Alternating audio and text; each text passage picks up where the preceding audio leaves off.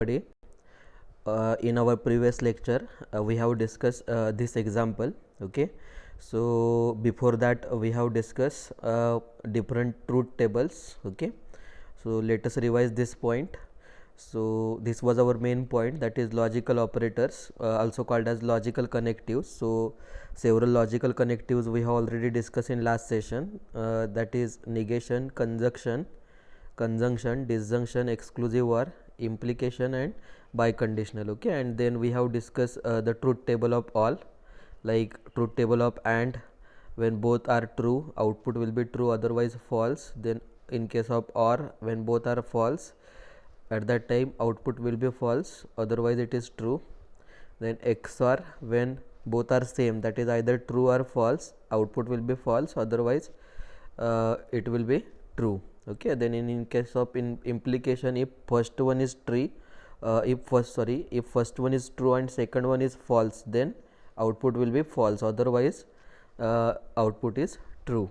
Okay, and then for biconditional it is opposite to XOR, when both are same it is true, otherwise it is false. Okay, and then this example we have already discussed in last session, that is how to design a truth table.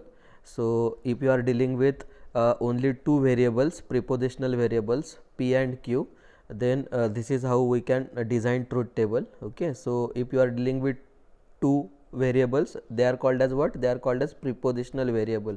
Okay, p and q. Okay, so if you are dealing with two variables, then this is how we may design a truth table. Okay, this truth table we have already discussed in detail in our previous session. So I request you all, if you not yet gone through our previous lectures, then first you please go through all those lectures and then just proceed with this one. Okay, now this is another example. Okay, you can solve, you can generate your own expression and you can try to design a truth table for that, no problem. I think it's very easy.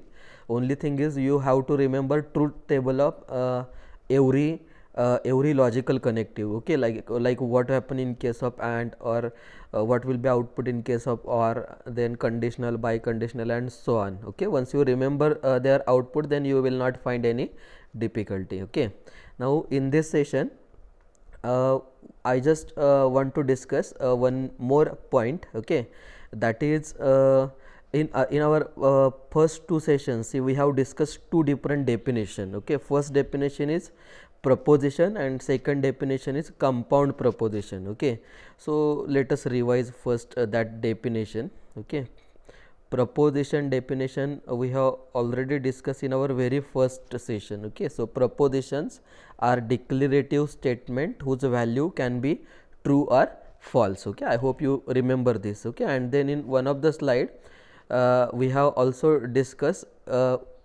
compound proposition. Okay, compound proposition means it is a collection of one or more propositions, and propositions means these are declarative statements whose value can be either true or false. See, we have solved some examples as well. Okay, for better understanding. So if you are not able to recall it, then you please go watch our previous video. Okay, and then proceed with this one. So for now you just remember this point, that is only proposition means they are declarative statements whose value can be either true or false, and compound proposition means it is a collection of more than one propositions. Okay, now I just want to discuss a slightly different concept. Okay, now on this slide, see here I have mentioned some exercise. Okay, so let us read here first example. Okay, actually three different examples I want to cover here based on this point. Okay, but here we will just follow reverse approach. Okay, so here just read this statement. Okay, what they have mentioned in this statement is, to take a discrete mathematics you must have taken calculus or a course in computer science. Okay, now first of all tell me whether this is a proposition, whether this statement is proposition. Actually this statement is not simple proposition, this is a compound proposition. What I said, this statement is not a simple proposition, this is a compound proposition. Why compound proposition? Because actually see, we can divide it into three different part. Okay, logically if you read this particular statement, then you will find that this single statement consists of three sub statement in it. Okay, that is, first one is to take a discrete mathematics, then this can be treated as one proposition, suppose P. Okay, then second statement is you must have taken calculus, this can be treated as one more proposition, and third statement is or a course in computer science, course in computer science. Okay, let us discuss this with the help of this slide. Okay, so this is our basic example. To take discrete mathematics, you must have taken calculus or a course in computer science. Okay, now what I said, once you read this particular statement, then you will find that this is not a normal proposition, but this is a compound proposition. Okay, why this is a compound proposition? Before that, what is compound proposition? A compound proposition is a proposition which contain more than one proposition in it. Okay, so how many propositions, simple propositions in it? Okay, so how many simple propositions? Per proposition means, initially what I said, they are declarative statement whose value can be either true or false. So this can be treated, see here I have mentioned, see first proposition here we may find from this compound proposition is take discrete mathematics. Okay, so let us denote this proposition by using letter P. Okay, then second statement that we may get from this compound proposition is take calculus. Okay, let us denote this with the help of letter Q. Okay, and third statement then we may find from this compound proposition is take a course in computer science. Okay, so this single compound proposition contain how many simple proposition? Three simple proposition. First one is take discrete mathematics, we denote it by using letter P. Second one is take calculus, we denote it by using letter Q, and third one is take a course in computer science, we denote it by using letter R. Okay, now what is our aim here is, see, after getting this compound proposition, you have to find simple proposition from that compound proposition, and then using logical connectives you have to represent it in expression form.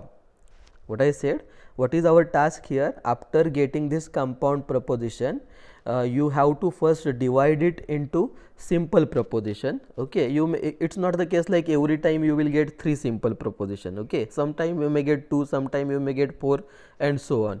As far as this example is concerning, we are getting what? We are getting three propositions. Okay, now after getting simple proposition, you have to represent it in expression form. Okay, and if you want to represent it in expression form, then you have to take reference of logical connectives. So how many logical connectives? Our previous logical connectives, negation and or, conditional and biconditional. Okay, now if you take a meaning of this particular statement, then see what is our first impression? If someone want to take discrete mathematics, then for that he has to either take what? He has to either take calculus or he has to take computer science. Means if someone is having either calculus or computer science, then only he will be able to take what? He will be able to take discrete mathematics. Okay, so in case of conditional statement, see, in case of conditional statement, this is a conditional statement. What is the keyword we are using? We are using keyword if then. Okay, and in case of biconditional, we are using what? We are using if and only if. So here, as far as this example is concerning, in this example which proposition we have to use? See, its meaning of this compound proposition is like, if someone take discrete mathematics, then he has to take either calculus or computer science. So how to represent this? If someone take discrete mathematics, so take discrete mathematics we represent by using what? P. So here see, this is actually a expression form. Okay, so how to write it? If someone take discrete mathematics, so discrete mathematics we denote by using P, and if keyword is there, so we have to use which logical connective? We have to use this conditional logical connective. Okay, if someone take discrete mathematics, so this is denoted by using this part. Okay, then what? Then he has to take either calculus or computer science. So or we denote by using what? Or we denote by using this V letter. Okay, so final expression form here will become like what? See, P. Then P means what? Our P means take discrete mathematics, and this logical connective will represent what? If someone take discrete mathematics, then in front of that, then he has to take what? Calculus. So take calculus we represent by using Q. Okay, and or in between here, see, or directly given. Okay, so it's a simple example, or directly given. So here or, and then he has to take course in computer science, so it is represented by using letter R. Okay, so overall expression is P conditional Q or R. Okay, so I hope you are getting this point. We will discuss few more example of this type in our next lecture. Okay, so that's all for this session. Stay tuned for further updates. Thank you.